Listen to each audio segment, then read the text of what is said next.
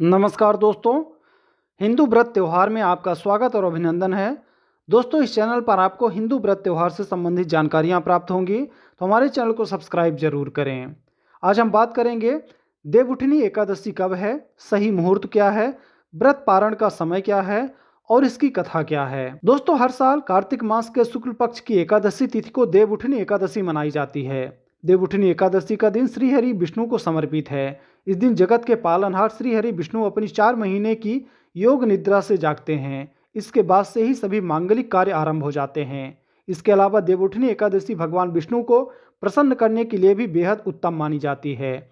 इस दिन भगवान विष्णु को प्रसन्न करने के लिए कुछ लोग व्रत रखते हैं और कुछ पूजा पाठ करते हैं। इस दिन सच्ची श्रद्धा और भक्ति भाव से भगवान विष्णु की पूजा करने से सभी प्रकार की मनोकामनाएं स्वतः ही पूर्ण हो जाती हैं। ऐसे में आइए जानते हैं इस साल देवउठनी पूजा विधि और महत्व के बारे में।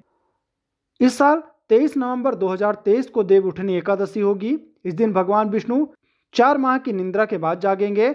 इसके बाद से सभी मांगलिक कार्य शुरू हो जाएंगे। देवउठनी एकादशी पर ही रात में शालिग्राम जी और तुलसी माता का विवाह होता है। कार्तिक शुक्ल एकादशी तिथि का प्रारंभ 22 नवंबर 2023 रात 11:03 से होगा, तो वहीं कार्तिक शुक्ल एकादशी तिथि के समापन 23 नवंबर 2023 रात 9:01 पर होगा। इसकी पूजा का समय रहेगा सुबह 6:50 से सुबह 8:09 तक। रात्रि पूजा का मुहूर्त रहेगा शाम 5:25 से रात 8:46 का समय। व्रत पारण का समय रहेगा सुबह 6:51 से सुबह 8:57 तक 24 नवंबर 2023 को। दोस्तों, देवउठनी एकादशी के दिन ब्रह्म मुहूर्त में स्नान आदि से निवृत्त होने के बाद भगवान विष्णु जी की पूजा करते हुए व्रत का संकल्प लें। श्री हरि विष्णु की प्रतिमा के समक्ष उनके जागने का आवाहन करें। सायंकाल में पूजन स्थल पर घी के 11 दिए देवी देवताओं के समक्ष जलाएं। यदि संभव हो पाए तो गन्ने का मंडप बनाकर बीच में विष्णु जी की मूर्ति रखें। भगवान हरि को गन्ना, सिंघाड़ा, लड्डू जैसे मौसमी फल अर्पित करें। एकादशी की रात एक घी का दीपक जलाएं। अगले दिन हरिवासर समाप्त होने के बाद ही व्रत का पारण करें। अब आइए दोस्तों, इस कथा के बारे में जानते हैं। युधिष्ठिर ने भगवान श्री कृष्ण के मुख से अब कार्तिक माह के शुक्ल पक्ष में एकादशी की महिमा बताने का निवेदन किया। भगवान श्री कृष्ण बोले कि कार्तिक के शुक्ल पक्ष में जो एकादशी होती है उसका जैसा वर्णन ब्रह्मा जी ने नारद जी से किया था वही मैं तुम्हें बतलाता हूँ। नारद जी ने पूछा था कि पिताजी, जिसमें धर्म कर्म में इच्छा कराने वाले भगवान गोविंद जागते हैं, उस प्रबोधिनी एकादशी का महत्व बतलाइए। ब्रह्मा जी बोले कि प्रबोधिनी का महात्म पाप का नाश, पुण्य की वृद्धि तथा उत्तम बुद्धि वाले पुरुषों को मोक्ष प्रदान कराने वाला होता है। प्रबोधिनी एकादशी को एक ही उपवास लेने से मनुष्य 1000 अश्वमेध तथा 100 राजसु यज्ञ का फल पा लेता है, जो दुर्लभ है, जिसकी प्राप्ति असंभव है तथा जिसे त्रिलोकी में किसी ने भी नहीं देखा है। ऐसी वस्तु के लिए भी याचना करने पर प्रबोधिनी एकादशी उसे देती है। भक्ति पूर्वक उपवास करने पर मनुष्यों को प्रबोधिनी एकादशी मेरु पर्वत के समान जो बड़े बड़े पाप हैं उन सब को यह पाप नाशिनी प्रबोधिनी एक ही उपवास से समाप्त कर देती है। जो लोग प्रबोधिनी एकादशी का मन से ध्यान करते हैं तथा जो इसके व्रत का अनुष्ठान करते हैं, उनके पितर नरक के दुखों से छुटकारा पाकर भगवान विष्णु के परम धाम को चले जाते हैं। संपूर्ण तीर्थों में नहाकर सुवर्ण और पृथ्वी दान करने से जो फल मिलता है वह जागरण करने मात्र से मनुष्य को प्राप्त हो जाता है। कार्तिक माह की प्रबोधिनी एकादशी पुत्र तथा पौत्र प्रदान करने वाली है। जो प्रबोधिनी को उपासना करता है वही ज्ञानी है, वही योगी है, वही तपस्वी है और जितेंद्री है तथा उसी को भोग और मोक्ष की प्राप्ति होती है। उस दिन का स्नान, दान, जप और होम करता है वह सब अक्षय हो जाता है।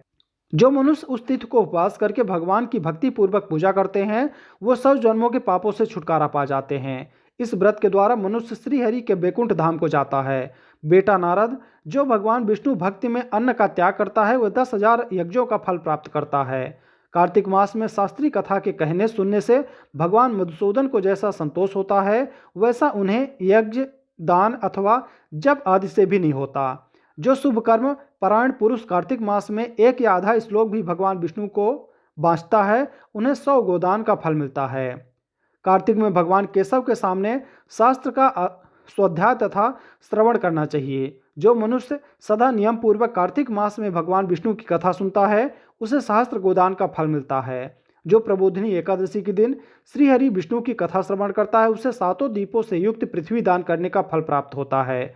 जो भगवान विष्णु की कथा सुनकर अपनी भक्ति के अनुसार कथा वाचन करता है और पूजा करता है, उन्हें अक्षय लोकों की प्राप्ति होती है।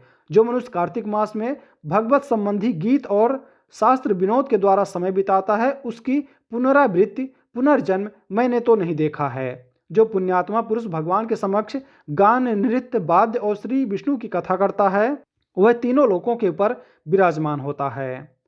कार्तिक की प्रबोधिनी एकादशी के दिन बहुत से फल, फूल और कपूर द्वारा श्री हरि की पूजा करनी चाहिए। एकादशी आने पर धन की कंजूसी नहीं करनी चाहिए, क्योंकि उस दिन दान आदि करने से असंख्य पुण्यों की प्राप्ति होती है। प्रबोधिनी को जागरण के समय में जल लेकर फल तथा नाना प्रकार के द्रव्यों के साथ श्री जनार्दन को आर्घ्य देना चाहिए। आर्घ्य के पश्चात भोजन और दक्षिणा आदि के द्वारा भगवान विष्णु की प्रसन्नता के लिए गुरु की पूजा करनी चाहिए। जो मनुष्य उस दिन श्रीमद् भागवत की कथा सुनता है अथवा पुराण का पाठ करता है, उसे एक एक अक्षर पर कपिला दान का फल मिलता है। जो प्रतिदिन दर्शन, स्पर्श, ध्यान, नाम कीर्तन, स्तवन, अर्पण, सेचन, नित्य पूजन तथा नमस्कार के द्वारा तुलसी के 9 प्रकार की भक्ति करते हैं, वो कोटि सहस्त्र युगों तक पुण्य प्राप्त करते हैं। सब प्रकार के फूलों और पत्तों को चढ़ाने से जो फल प्राप्त होता है, वह कार्तिक मास में तुलसी के एक पत्ते से मिल जाता है। 100 यज्ञों द्वारा देवताओं का यजन करने और अनेक प्रकार के दान करने से जो पुण्य प्राप्त होता है, वह कार्तिक में तुलसी दल मात्र से केशव की पूजा करने पर प्राप्त हो जाता है। तो इस प्रकार भगवान कृष्ण महाराज युधिष्ठिर को प्रबोधिनी एकादशी का महत्व समझाते हैं। तो दोस्तों, ये जानकारी थी देवउठनी या प्रबोधिनी एकादशी के बारे में। जानकारी आपको कैसी लगी हमें कमेंट करके ज़रूर बताएं। वीडियो अच्छी लगी हो तो लाइक करें। चैनल में अगर आप नए हैं तो चैनल को सब्सक्राइब जरूर करें।